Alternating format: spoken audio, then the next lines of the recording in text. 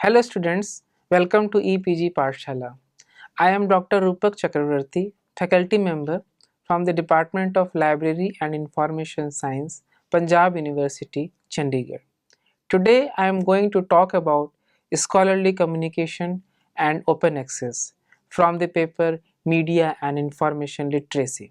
The objectives of the lesson are to gain a holistic understanding of the concept of scholarly communication in underlying principles, to learn the complexities in the working of open access publishing, what the golden route and green route of publishing are, the different software related to open access, and the protocol concerned with metadata harvesting, to illuminate the different types within the open access, to envisage the role of institutional repository in terms of scholarly community, and to understand the different platforms such as directory of open access journal, directory of open access books, directory of open access repository, and RAOR.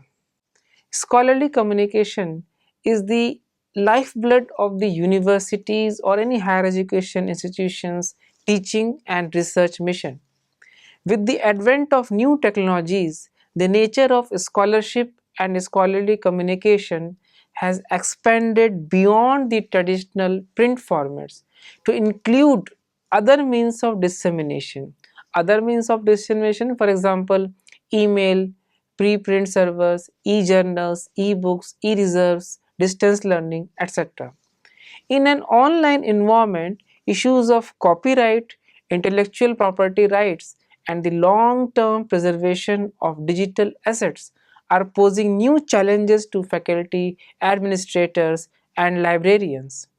Scholarly communication is the process of academics, scholars, and researchers sharing and publishing their research findings so that they are available to the wider academic community, such as university or colleges and beyond. Association of College and Research Libraries ACRL has defined scholarly communication as the system through which research and other scholarly writings are created, evaluated for quality, disseminated to the scholarly community, and preserved for future use. The system includes both formal means of communication, such as publications in peer-reviewed journals, and informal channels, such as electronic listservs. Another definition of scholarly communication is the creation, transformation, dissemination, and preservation of knowledge related to teaching, research, and scholarly endeavors. Among the many scholarly communication issues include author rights, the peer review process, the economics of scholarly resources, new models of publishing, which include open access and institutional repositories, rights and access to federally funded research, and preservation of intellectual assets. Dear students, the present diagram depicts the scholarly communication cycle. It indicates that the scholarly content is first generated. After that, it is reviewed by peer reviewing process for its validity and authenticity. After it has been reviewed and the results have been found satisfactory, the information is disseminated. After dissemination, it is acquired and preserved. Preservation will not serve the purpose unless it is discovered by the users. The content creators may be different, they may be the authors, they may be scientists, but there are readers who would like to discover. So discovery of that scholarly content is very important. After the discovery systems are there which will help in the discovery of the scholarly content, the users must access that information so that they can read it and gain knowledge and assimilate that knowledge in their brains so that they can further help or facilitate in the creation of new knowledge. So the cycle completes with the process which is ongoing and never ending, never stopping. Students, in this diagram, which may look very interesting to you but depicts the crisis, the information communication facility is available with us. Still, we are finding difficulty or facing the crisis. What is the reason? There is information overload, there is information explosion, there is information obesity, there is too much of information. And like Nichal Kapoor has said, getting information of the internet is like taking a drink from a fire hydrant. So in such a scenario, the user is overburdened with information, and it has become very difficult to evaluate the information, which information is right, which is wrong, which is valuable, which is misleading. So this presents the first layer of the crisis which is prevailing in the scholarly communication era. Dear students, as we have discussed the excessive information as one of the crises prevailing in the scholarly communication, the second dimension of the crisis is regarding the financial aspect. In this diagram, you find that the citizens of all over the world are facing with chronic inflation, and this pattern is same with the cereal price index. The prices of the journals are rising day by day, making them very expensive. Whereas when it is compared with the consumer price index, the purchasing power of the consumers, it is not so rapidly rising, and there is difference or gap can be clearly seen. So therefore, it has become very difficult for all the countries, for all the libraries, for all the citizens to gain access to all the valuable content which are being generated under the process of scholarly communication. Now that we have understood the crisis which is prevailing in the scholarly communication, comprising of the too much or excess of information, its validity, authenticity, and also the higher price of the scholarly content. In such a scenario, what is the solution? Shall we allow the scholarly communication cycle to break? Shall we allow knowledge gap? Indeed, no. We will have to find solution or answers to such a challenges of the crisis. And the solution is, my dear students, open access.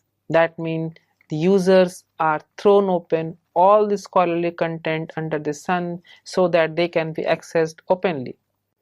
Open access literature is digital, it is online, it is available free of charge so that users won't have to pay for the knowledge, free of most copyright and licensing restrictions, such as open access makes it a very available solution for mitigating the scholarly communication crisis.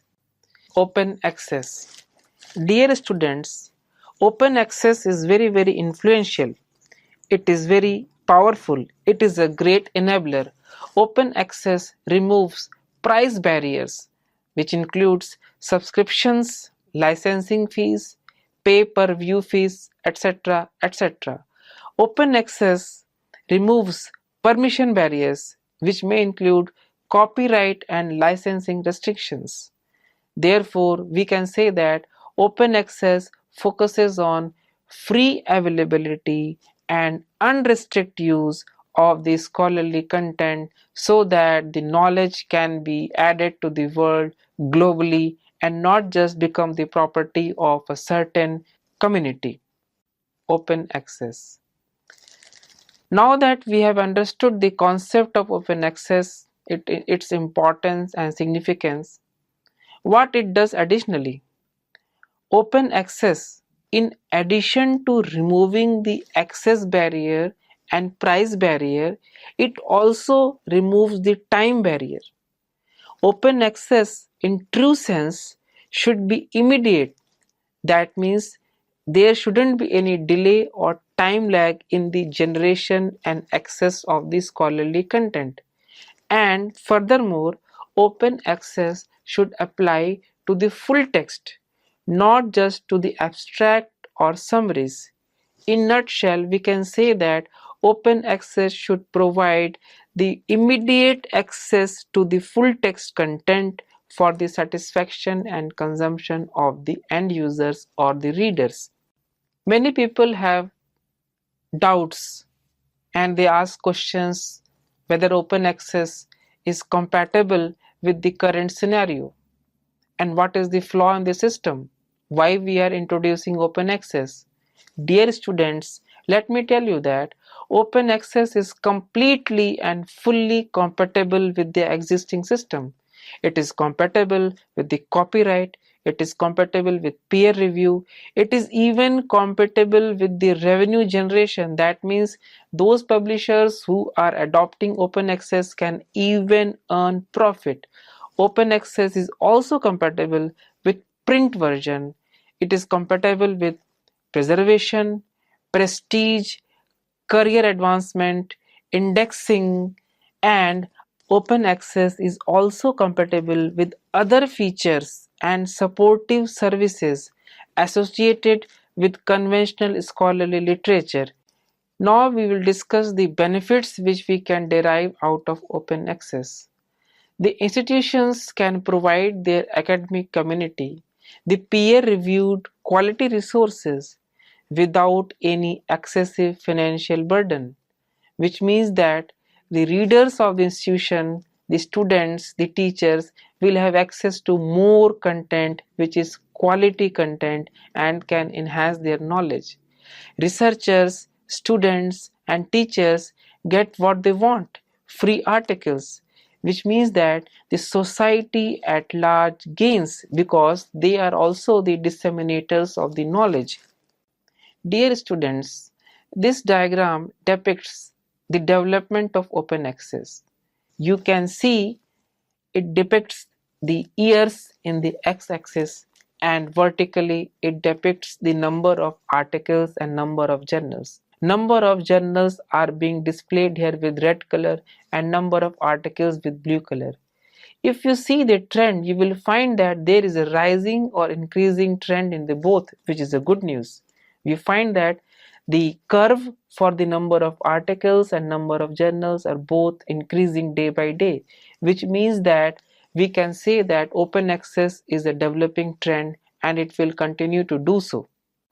Let us now discuss the open access in various disciplines. In this diagram, you find that two bars are being represented for each discipline, one in green and one in yellow. These color indicators will be explained within a short while. But we can see that even in social sciences, the 17.9% literature is available as open access. In earth sciences, it seems to be maximum. We can say that in all the disciplines, right from the medicine, mathematics, earth sciences, chemistry, engineering, physics, etc., there is a trend for open access and this percentage of open access participation will be ever growing. Students, we were discussing the different colors. There were two colors, one was golden, one was green. Let us now discuss the roots of open access. What are the methods of achieving open access? Primarily, there are two routes or roads to open access. One is termed as the golden route to open access and one is termed as the green route to open access. Let us discuss this in detail. This slide presents the golden route to open access. The golden route to open access includes open access books and open access journals. These initiatives provides free and full text access to online books and online journals without any discrimination or restrictions. Directory of Open Access Books is one such initiative which is appreciated all over the world, which comes under the golden route to open access.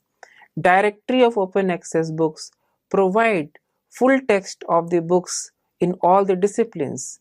It has many features. For example, the database can be searched with the facility of both simple or basic search and advanced search.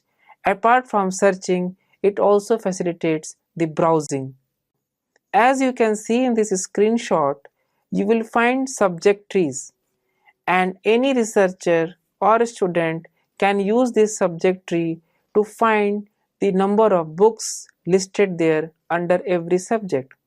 There is also provision of expanding the subject tree to show the various disciplines or subtopics which are covered in a discipline. The subjects include agriculture and food sciences, arts and architecture, chemistry, health sciences, history, languages, law, political science, mathematics, social sciences, etc. One very prominent example of golden route to open access is through online journals. The very famous and widely appreciated Directory of Open Access Journal, or DOAJ, is one such example. The Directory of Open Access Journals provide peer-reviewed, quality, standard, open access, full-text journals in various disciplines. As displayed on your screen, students, you find that the Directory of Open Access Journal, just as the Directory of Open Access Book DOAB, provides the facility of simple search, advanced search, and the facility of browsing by subject. It depends upon the information need of the user that he or she may use either for searching or browsing. Dear students, we have already discussed the concept of the two routes of open access. One was the golden route and there was the green route. In the golden route, we have already discussed DOAJ and DOAB. This is the second route of achieving open access, which is termed as green route. It includes the concept of institutional repositories, or IRs. Institutional repository is an online archive for collecting, preserving and disseminating digital copies of the intellectual output of an institution, particularly a research institution.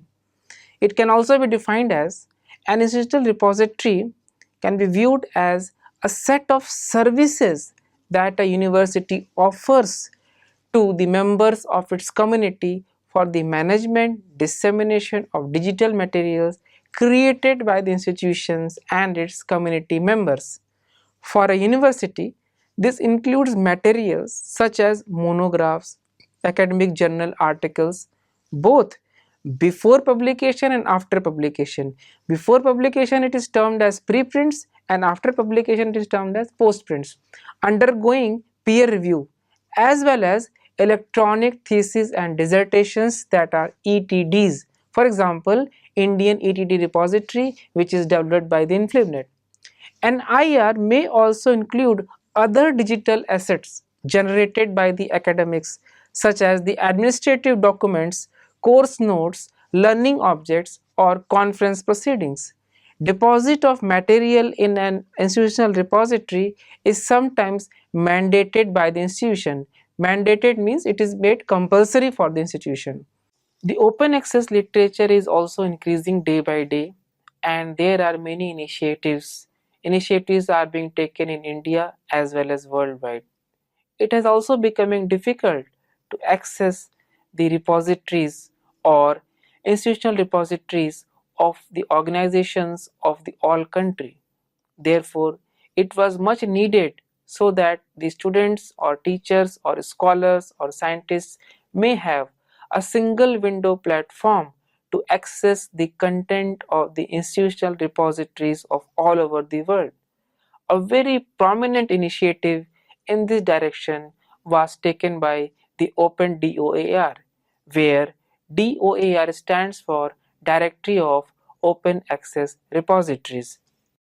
Dear students, the given screenshot gives you an idea of the Open DOAR. Here it is displayed that one can search in all the repositories content, so that if the researcher or user make one single search, the content will be searched in the global repositories and the results will be received, with the guarantee that all the results which will be retrieved will be of very high quality and will be of full text access. Slide number 30 presents the browsing of the repositories. The OpenDOR also facilitates or provides the feature of browsing the repository. Users have many choices. They can even search by the name of the repository. They can browse the repository with respect to their subject area, content type, repository type, from any country, any language, any software, etc. There is also provision of displaying the result in the form of summaries or tables. This screen provides complete information regarding a repository, and the user can search as well as browse with the help of the OpenDOAR. Dear students, you might be aware of the term grey literature, the literature which is not easily accessible, which is not published and printed as such and available in the market. But they contain very important and crucial part of the knowledge, how to access them. We also know that research scholars all over the world working in colleges and universities and higher education are writing their thesis and dissertations. So they are collectively known as electronic theses and dissertations available as online. So the acronym becomes ETDs, electronic theses and dissertations. Let us now discuss a very important initiatives taken by the INFLIBNET regarding the availability of electronic thesis and dissertation. The initiative is named as Shodh Ganga. It contains all the theses in digital format submitted by the research scholars who have completed their PhDs at their respective institutions. It provides the facility of searching. It also provides the facility of browsing, browsing by subject, also browsing by universities. This initiative provides a way to check the trend of research, the current work being done, carried out in all the universities, and also a method to stop duplicate researches being carried out. Students, this screen depicts the usage of keyword searching. Here, users can add several keyword or title or author name through Boolean operators and make the search to retrieve the desired results and access the full text of the thesis. Dear students, let's see a demonstration. In this screen, you will find that under the heading Title, Open Access was searched as a keyword, and you find that results are being displayed. The result contains the submit date, the title, the name of the researcher, and also the name of the supervisor. So becomes very easy for the user to click any of them to read its full text. This slide presents the subject search. In this, the hierarchy of all the subjects has been displayed as a tree structure. Any user can filter this search with the help of choosing any checkbox of the subject. Students, there is also facility of registration. Any research scholar may use this facility to register himself or herself in the Shodh Ganga ETD repository. The fields which are required to be filled are university name, department name, first name, last name, address, city, state, email, designation, phone number, etc. Dear students, you are now aware with the concept of Shodh Ganga. Now let us discuss the similar sister initiative which is called Shodh Gangotri. Whereas Shodh Ganga contains the full text PhD thesis, the Shodh Gangotri contains only the synopsis or the research proposal. This has been done so that the researcher in their early stages may come to know about the kind of work being done at various levels in the universities so that duplication can be avoided. Students, knowledge has no boundary. We have discussed two very beautiful initiatives taken by INFLIBNET in facilitating open access to electronic theses and dissertations of all such documents being produced in India. But similar kind of theses are being produced all over the world. So let's talk about the electronic theses and dissertations which are produced in rest of the countries or the world. The present diagram depicts very good initiative which is at the global level named as Open Thesis. Open Thesis is a free repository of theses, dissertations, and other academic documents coupled with powerful search, organization, and collaboration tools. A very powerful and heavily used ETD repository or search engine is NDLTD, stands for Network for Digital Library of Theses and Dissertations. This global ETD search facilitates searching of the ETDs all over the world. It has both the basic search as well as the advanced search. Till the time of recording for this video, there are 4033986 electronic theses and dissertations which are available under the banner NDLTD. A very user-friendly interface for searching and browsing full text theses and dissertations is offered by Open Access Thesis and Dissertation, which is also known as OATD. The website for this initiative is oatd.org. Here also, just like previous initiatives, we can go for simple search or advanced search. Open Access Thesis and Dissertation says that advanced research and scholarship theses and dissertations free to find, free to use. Students, many university libraries and institutions all over the world as well as India are subscribing to databases developed by ProQuest. ProQuest also provides a thesis and dissertation database which is a premium content and can be subscribed. However, let me also tell you that ProQuest has also given PQDT as open platform for searching and browsing of theses, and it can be used from anywhere from home also. Let us now witness a very interesting chart indeed, which is of open access map. It says that charting the growth and development of open access globally. Dear students, in this graph or chart, you find the map of the whole world, and wherever the indicators are given, you can very well understand that the concept of open access is not restricted to a particular geographical location or country, but the open access movement has gathered momentum and initiatives regarding open access have been taken significantly all over the world. To popularize and create awareness regarding open access, there is International Open Access Week, which is celebrated during October 19 to 25 every year. This year's theme was Open for Collaboration. This event filled week is celebrated all over the world and participated by librarians, teachers, students, and scholars to make the concept of open access more adoptable and more feasible for organizations and people. Dear students, we have discussed the concept, importance, and benefits of open access, and we know that open access literature is free.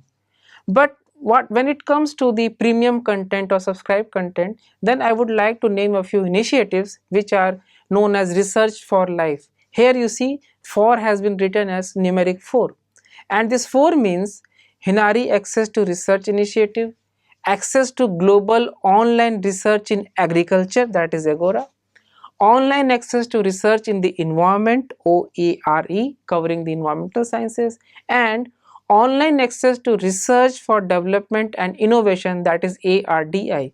This Research for Life project is actually covered under 500 institutions in 109 developing countries, free or low cost access to cover 30,000 plus journals provided by the world's leading science publishers. Dear students, let me introduce to you a very beautiful concept of Research for Life. We have discussed about open access. We are talking of free literature, but we know still there are literature which is not free. They are paid and premium content. And we also know about the digital divide or knowledge divide. which means there are countries which are economically not so sound and they cannot pay the subscription fee to access the premium content. What should be done in their case? Research for Life is one such initiative which tries to provide free access to the premium and subscribed content on the basis of their economic status to the various countries. And these initiatives includes Hinari, Agora, OARE and ARDI. Dear students, we have discussed about the concept of open access, its significance, importance and benefits, and the growth of open access and several initiatives, roots of open access.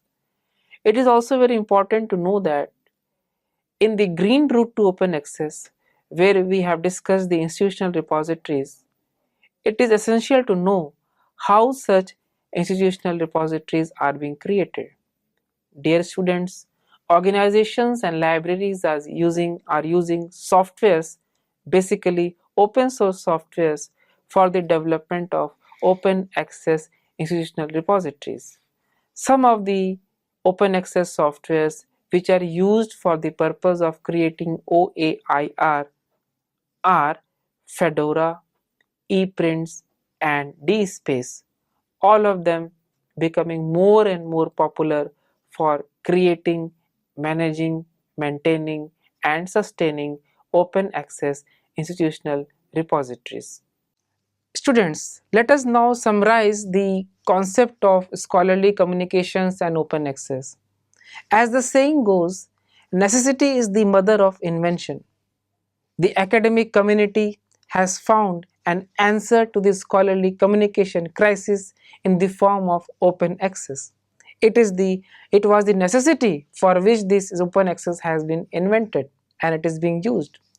It can bring a revolutionary change in the traditional scenario of scholarly communication where everything was in control of the publishers and the authors were deprived of their basic rights. The libraries were losing their purchasing power as the publishers had raised subscription charges very steeply, the worst sufferers being the readers who were unable to access the knowledge they needed. With the advent of open access, this grim situation has gradually started to improve as more and more scholarly works in the form of journal articles, open courseware, theses and dissertations, conference papers, presentations, reports, etc. are freely available online. A number of initiatives are being undertaken by various academic institutions, discipline-oriented research institutions, learned societies, government of various countries, and many international LIS associations, for example, IFLA, ALA, SPARC, etc. These initiatives have led to an impact on the commercial publishers to think in an alternative way.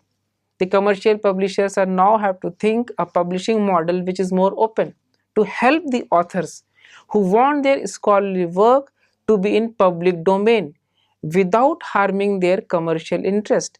Please remember that commercial publishers have their own commercial interest. The authors are now getting freedom to publish in open access journals and or submit their works in an open access institutional repositories. If the author's organization does not have an institutional repository, they can deposit the article or paper in a disciplinary archive. But these initiatives are not sufficient to bail out the budget-starving libraries. Hence, more efforts have to be made to create free and conducive environment encouraging knowledge creation, rapid dissemination, and maximum sharing leading to advancement of the global knowledge and ultimate process of the world, which is possibly only through strengthening the scholarly communication process involving open access journals and open access repositories. Thank you.